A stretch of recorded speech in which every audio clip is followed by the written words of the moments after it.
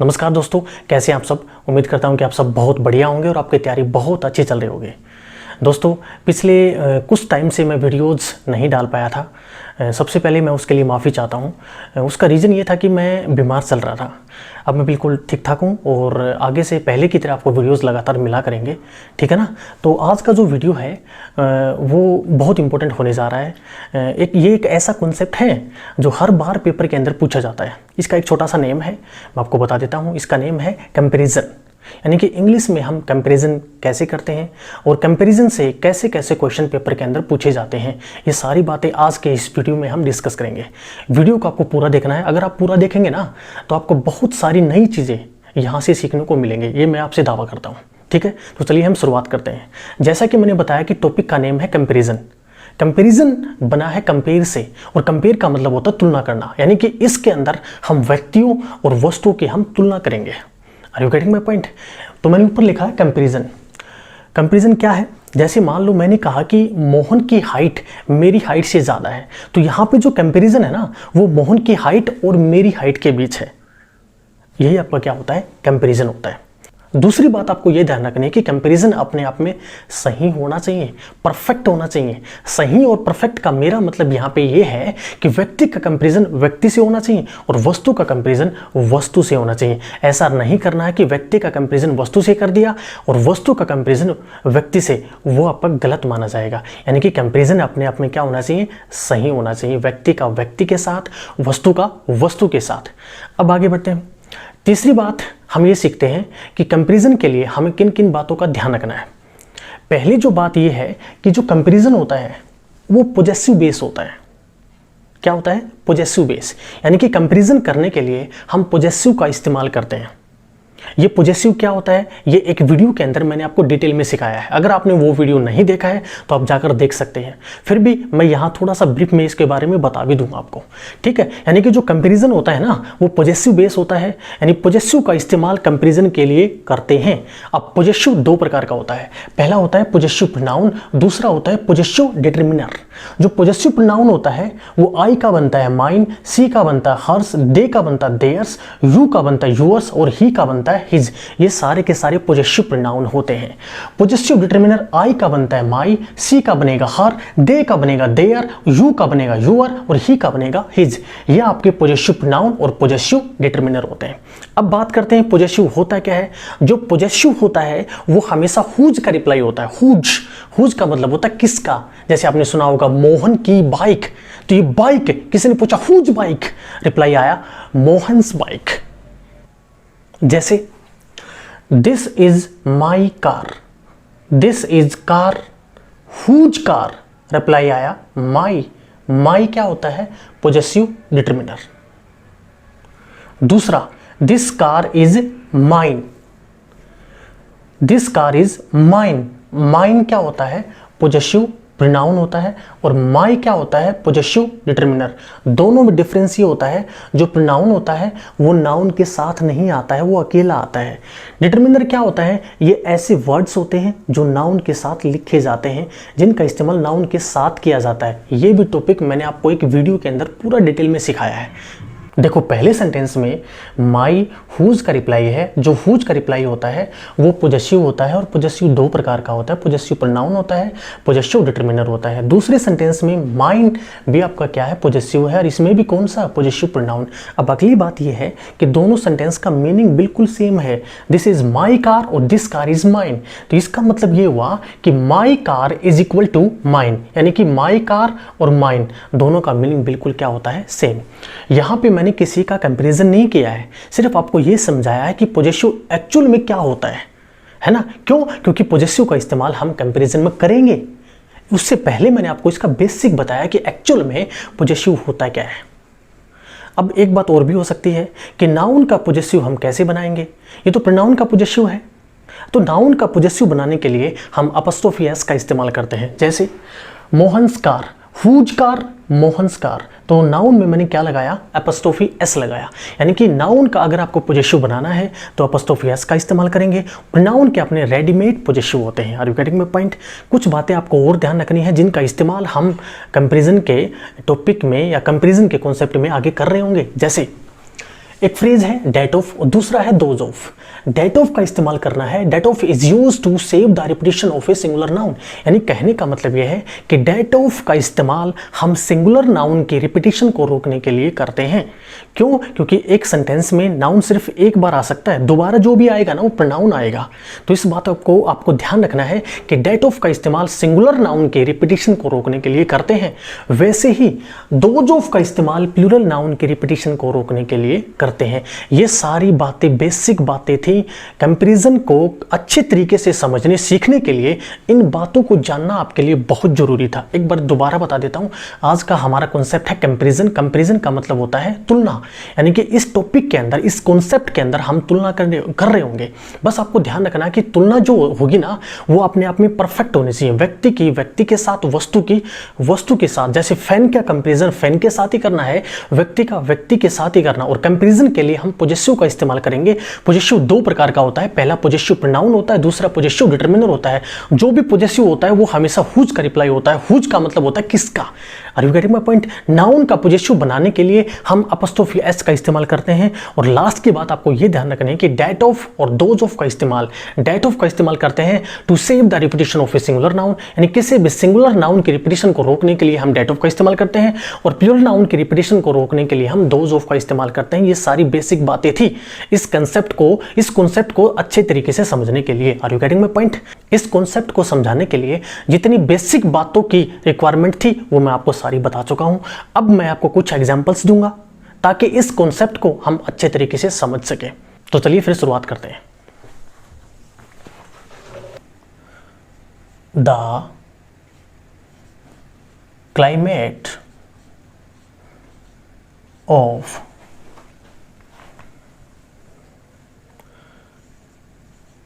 Goa is better then Delhi. ये पहला example है, बहुत आसान है। ऐसे क्वेश्चन पेपर के अंदर देखने को मिलते हैं कंपैरिजन से। ठीक है, एक बार मैं बताता हूं आपको। देखो, ये आपकी वर्ब है। वर्ब के इस ओर सारा का सारा क्या कहलाता है? सब्जेक्ट कहलाता है। बेटर कंपेरेटिव डिग्री है। जो देन होता है ये आपका कंजक्शन होता है। और कौन सा कंजक्शन? कंजक्शन ऑफ कंपैरिजन, यानी कि ऐसा कंजक्शन जो तुलना करेगा। किसके करेगा? इसके बाद आने वाले वर्ड के, यानी कि दिल्ली की। यह आपका क्या होता है? नाउन। किसके साथ करेगा? सेंटेंस की शुरुआत में लिखे वर्ड के साथ, यानी किसके साथ करेगा? द क्लाइमेट के साथ। एक बार दोबारा समझते हैं। देखो, इस सेंटेंस में क्या है? बेटर आपका कंपैरेटिव डिग्री है, यानी सीडी है। देन आपका क्या होता है? कंजक्शन ऑफ कंपैरिजन, यानी ऐसा कंजक्शन जो कंपैरिजन करने के लिए इस्तेमाल किया जाता है। किसका कंपैरिजन करेगा? इसके बाद आने वाले वर्ड का। इसके बाद क्या आया है? दिल्ली। किसके साथ करेगा? सेंटेंस के शुरुआत में लिखे वर्ड के साथ, यानी कि क्लाइमेट का कंपैरिजन किससे कर रहा है? दिल्ली के साथ। तो क्या ये कंपैरिजन सही है? तो रिप्लाई आना चाहिए इस कंपैरिजन बिल्कुल क्या है? गलत है। देखो, एक बार इसका मीनिंग देखते हैं। The climate of Goa is better then Delhi, यानी कि गोवा का जो क्लाइमेट है वो किससे अच्छा है? दिल्ली से या दिल्ली के क्लाइमेट से? तो दिल्ली के क्लाइमेट से, न कि दिल्ली से। मैंने आपको सिखाया था कि वस्तु का वस्तु से ही होगा, तो क्लाइमेट का किससे होगा? क्लाइमेट से ही होगा। और किसका क्लाइमेट? दिल्ली के क्लाइमेट से। तो सेंटेंस बिल्कुल क्या हो जाएगा? गलत हो जाएगा। पहला तो आपको ये देखना है कि कंपैरिजन सही या गलत है। अगर गलत है तो ठीक कैसे होगा? देखो,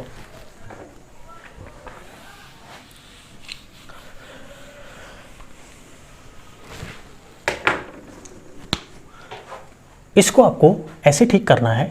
the climate of Goa is better then the climate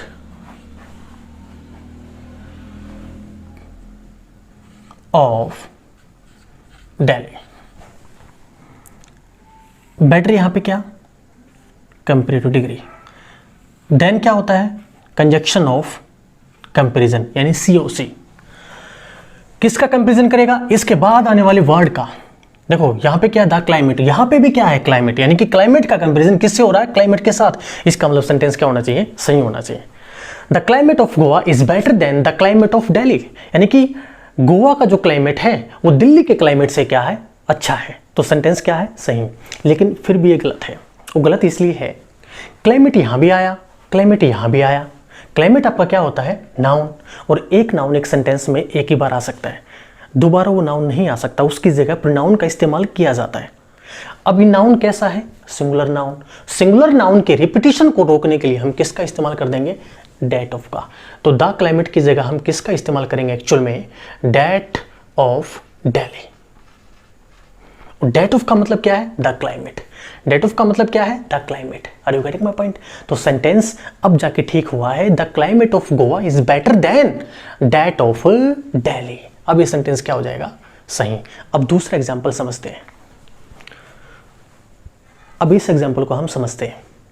the colour of my bike is brighter then yours, यानी कि मेरी बाइक का जो कलर है वो ब्राइटर है किससे? योर्स से। योर्स का मतलब यहां पे क्या है? Your bike. Your bike. क्यों? देखो, अगर ये इतना होता ना तो बिल्कुल सही होता। माई bike is brighter then yours.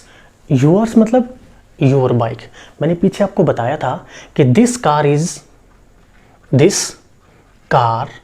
Is mine, या इस सेंटेंस को हम ऐसे भी लिख सकते हैं, this is my car. My car, my car का मतलब माइन है। दोनों का मीनिंग बिल्कुल क्या है? सेम है। फर्क क्या होता है? ये पोजेसिव डिटरमिनर होता है, ये पोजेसिव प्रोनाउन होता है। यहाँ पे योर्स का मतलब क्या है? योर बाइक है। लेकिन यहाँ पे जो कंपैरिजन हो रहा है वो किसका हो रहा है? कलर का। किसके कलर का? मेरी बाइक का। किसकी बाइक के कलर के साथ? तुम्हारी बाइक के कलर के साथ हो रहा है, न कि तुम्हारी बाइक के साथ। यहाँ भी ये कंपैरिजन बिल्कुल क्या है? गलत है। कंपैरिजन होना चाहिए मेरी बाइक का कलर के साथ आपकी बाइक का कलर का, लेकिन मेरी बाइक का कलर का कंपैरिजन आपकी बाइक के साथ हो रहा है, तो ये कंपैरिजन बिल्कुल क्या हो जाएगा? गलत हो जाएगा। आप ठीक कैसे करेंगे? पहला तरीका तो बिल्कुल आसान है।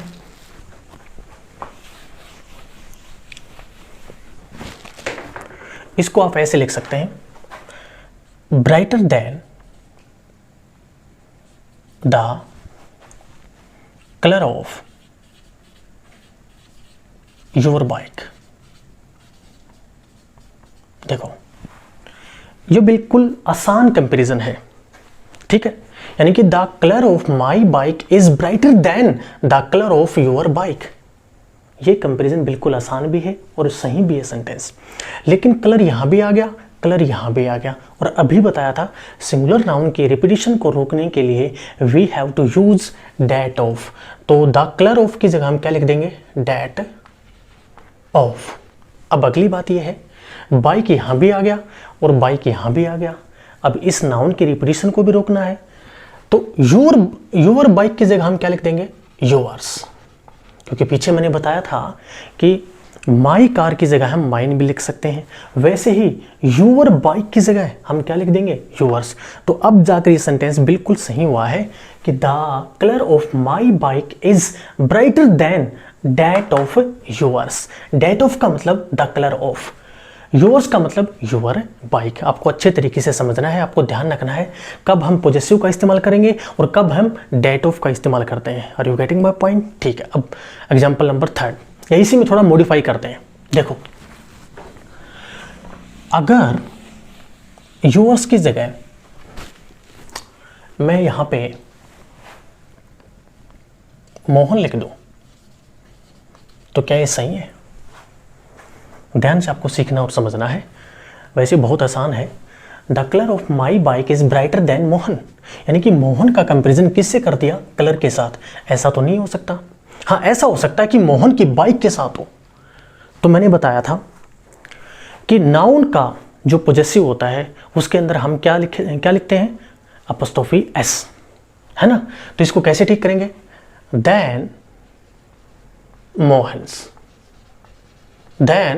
मोहन्स, और सेंटेंस बिल्कुल क्या हो जाएगा, सही, क्योंकि नाउन के अगर आप पोजेसिव बनाना चाहते हैं तो अपॉस्ट्रोफी एस का इस्तेमाल किया जाता है। और इसके बाद अलग से आपको बाइक लिखने की जरूरत नहीं है, क्योंकि अगर बाइक लिख दोगे तो फिर बाइक का रिपीटिशन हो जाएगा, है ना। तो यहाँ पे जो पोजेसिव है वो ही बाइक का मीनिंग ले लेगा, अलग से लिखने की जरूरत नहीं है। नाउन के पोजेसिव के लिए अपॉस्ट्रोफी एस का ही इस्तेमाल किया जाता है, ठीक है जी। तो नाउन का भी बता दिया मैंने, नाउन का भी बता दिया। अब थोड़ा सा और आगे बढ़ते हैं। अब इसकी जगह अगर मैं प्रोनाउन लिख दूं मी, तो बताएं क्या ये ठीक हो जाएगा। अलग अलग तरीके से मैं आपको सिखा रहा हूं, सारे तरीके आपको सीखने और समझने हैं, ताकि एग्जाम के अंदर कैसा भी क्वेश्चन आए हर क्वेश्चन आप बना पाए। देखो, the colour of my bike is brighter then, यहां पे थोड़ा चेंज कर लेते हैं, the colour of your bike is brighter than me. अब यहाँ पे जो कंपैरिजन है वो मी है, मी मतलब पर्सन है, किसके साथ कर दिया, कलर के साथ। सेंटेंस क्या हो जाएगा, गलत, क्योंकि व्यक्ति का कंपैरिजन किससे होना चाहिए, व्यक्ति के साथ। अच्छा, कंपैरिजन कैसे करना है, the colour of your bike, आपकी बाइक का जो कलर है ना, इज ब्राइटर देन मी, मेरे से नहीं, मेरी बाइक के कलर से। तो फिर मैं कैसे लिखूंगा, the colour of my bike, ये इसका मीनिंग सही हुआ। The colour of your bike is brighter then the colour of my bike. Colour यहां भी आ गया, कलर यहां भी आ गया। सिंगुलर नाउन के रिपीटिशन को रोकने के लिए हम किसका इस्तेमाल कर देंगे, डेट ऑफ का, और माई बाइक की जगह मैं क्या लिख दूंगा, माइन, और सेंटेंस मेरा बिल्कुल क्या हो जाएगा, सही। देखो, your house is bigger than क्या होता है, कंजक्शन ऑफ कंपेरिजन है। इसके बाद उस वर्ड को लिखेंगे जिसके साथ कंपैरिजन करना होता है। अगर आपने मी लिख दिया तो ये व्यक्ति है, और व्यक्ति का कंपैरिजन किसके साथ कर दिया, हाउस के साथ। सेंटेंस क्या हो जाएगा, गलत, यानी कि ए वाला तो नहीं आ सकता है। माई सिर्फ क्या होता है, डिटरमिनर होता है, और डिटरमिनर कभी बिना नाउन के नहीं लिखा जा सकता है, इसलिए माई भी क्या हो जाएगा, गलत। अब डेट ऑफ माइन का मतलब क्या है, डेट ऑफ का मतलब है द हाउस ऑफ, यानी कि द हाउस ऑफ, यानी कि सिंगुलर नाउन था। इसके रिपीटिशन को रोकने के लिए मैंने किसका इस्तेमाल कर दिया, डेट ऑफ। माइन का मतलब क्या है, माई हाउस। कुछ मीनिंग बना, कुछ नहीं बना, क्योंकि हाउस यहां भी आ गया, हाउस यहां भी आ गया। सेंटेंस क्या है, ये सी ऑप्शन भी क्या हो जाएगा, गलत। अच्छा, क्या माइन आ सकता है, बिल्कुल आ सकता है। क्यों आ सकता है, क्योंकि माइन का मतलब यहाँ पे क्या है, माई हाउस, और हाउस का कंपैरिजन ही तो किससे करना है, हाउस के साथ करना है। तो माइन यहाँ पे बिल्कुल क्या हो जाएगा, सही हो जाएगा। क्या ये भी ठीक हो सकता है, एक बार देखते हैं। देखो, डेट ऑफ का मतलब क्या है, the house of, the house of है मी, यानी कि मेरे हाउस के साथ। Your house is bigger than that of me, यानी कि तुम्हारा जो घर है वो मेरे घर से क्या है, बड़ा है। डेट ऑफ किसके लिए आया है, हाउस के लिए आया है, और लास्ट में क्या आया, मी। सेंटेंस क्या हो जाएगा, ये बिल्कुल सही हो जाएगा। तो ये कंपैरिजन था। अब थोड़ा एग्जांपल और देता हूँ आपको, ठीक है ना। मैंने 2 एग्जांपल्स और लिखे हैं, इसके बाद ये खत्म हो जाएगा। देखो, he is older than me, me भी आपका पर्सन है और ही भी आपका क्या है, पर्सन है, यानी कि पर्सन का पर्सन के साथ कंपैरिजन है। सेंटेंस क्या होना चाहिए, सही, लेकिन फिर भी सेंटेंस क्या है, गलत है। अब ये गलत क्यों है, देखो, मीनिंग तो सही है कि ही इज ओल्डर देन मी, यानी कि वो मेरे से क्या है, बड़ा है। लेकिन एक बात आपको और भी ध्यान रखनी है कि जब आप व्यक्ति का व्यक्ति के साथ कंपैरिजन करते हैं ना, तो आपको देखना पड़ेगा वो व्यक्ति किस केस में है। किस केस का मतलब, सब्जेक्टिव केस में है या ऑब्जेक्टिव केस में है। इस मी का कंपैरिजन किसके साथ कर रहे हैं, ही के साथ। ही क्या होता है, सब्जेक्टिव केस, तो यहाँ पे मी भी क्या आएगा, सब्जेक्टिव केस आएगा। मी ऑब्जेक्टिव केस होता है, क्या कट जाएगा, मी, और क्या आ जाएगा, आई आ जाएगा। बिल्कुल आसान है, यानी कि सब्जेक्टिव केस का कंपैरिजन सब्जेक्टिव केस के साथ करेंगे, ऑब्जेक्टिव केस का कंपैरिजन ऑब्जेक्टिव केस के साथ करते हैं। लास्ट का एग्जांपल है, he is wise like I. देखो, लाइक यहाँ पे प्रेपोजिशन है ना। और एक वीडियो में मैंने आपको बताया था, इंग्लिश के अंदर 2 ऐसे पार्ट ऑफ स्पीच होते हैं जिसके बाद ऑब्जेक्ट लिखा जाता है। पहला होता है वर्ब, दूसरा होता है प्रीपोजिशन। इन दोनों के बाद ही ऑब्जेक्टिव केस लिखे जा सकते हैं, बाकी किसी के बाद ऑब्जेक्टिव केस नहीं आते हैं। जैसे देखो he is wise like I, यानी ही का कंपेरिजन किसके साथ है, आई के साथ है। आई भी सब्जेक्टिव केस, ही भी सब्जेक्टिव केस। ऊपर मैंने क्या बताया था कि सब्जेक्टिव केस का कंपेरिजन सब्जेक्टिव केस के साथ करना है, तो यहाँ पे मैंने कर दिया, लेकिन अब की बार भी सेंटेंस क्या है, गलत ही है। वो गलत इसलिए है क्योंकि अब की बार बीच में क्या आ गया, प्रेपोजिशन आ गया, और प्रेपोजिशन के बाद ऑब्जेक्टिव केस का इस्तेमाल करते हैं, चाहे सब्जेक्ट के साथ ही कंपैरिजन क्यों ना हो। अगर प्रेपोजिशन आ गया तो इसके बाद ऑब्जेक्टिव केस का इस्तेमाल आपको करना है, तो यहाँ पे क्या कर जाएगा, आई, और क्या लिख देंगे हम, मी। ये बातें भी आपको ध्यान रखनी पड़ेंगी, ठीक है। तो ये टॉपिक खत्म कर दिया है मैंने। मैं एक बार दोबारा बता देता हूँ, आज का टॉपिक था कंपैरिजन। कंपैरिजन कैसे करते हैं, कंपैरिजन के लिए किन किन बातों का हमें ध्यान रखना होता है। नॉर्मली पॉजेसिव केस का इस्तेमाल ही हम कंपैरिजन में करते हैं। डेट ऑफ का इस्तेमाल सिंगुलर नाउन की रिपीटेशन को रोकने के लिए करते हैं, और दोज ऑफ का इस्तेमाल प्लूरल नाउन की रिपीटेशन को रोकने के लिए करते हैं, ठीक है। कहाँ पे डेट ऑफ आता है और कहाँ पे पॉजेसिव का इस्तेमाल आता है, किया जाता है, ये सारी बातें मैंने आपको कुछ एग्जांपल्स के माध्यम से सिखाई हैं, समझाई हैं। एक बात और भी ध्यान रखनी है कि नाउन के पॉजेसिव केस के लिए अपॉस्ट्रोफी एस का इस्तेमाल करते हैं। ये टॉपिक बहुत इंपॉर्टेंट है, यानी कि ये कॉन्सेप्ट बहुत इंपॉर्टेंट है। हर बार इस कॉन्सेप्ट से एग्जाम के अंदर क्वेश्चन आते हैं। फिर भी अगर आपका कोई डाउट बचा हो तो आप मैसेज में टाइप करके लिख सकते हैं, मैं आपको समझा दूंगा, ठीक है ना। तो फिलहाल आज के लिए इतना ही, बाकी मिलते हैं नेक्स्ट वीडियो में। तब तक टेक केयर, गुड बाय।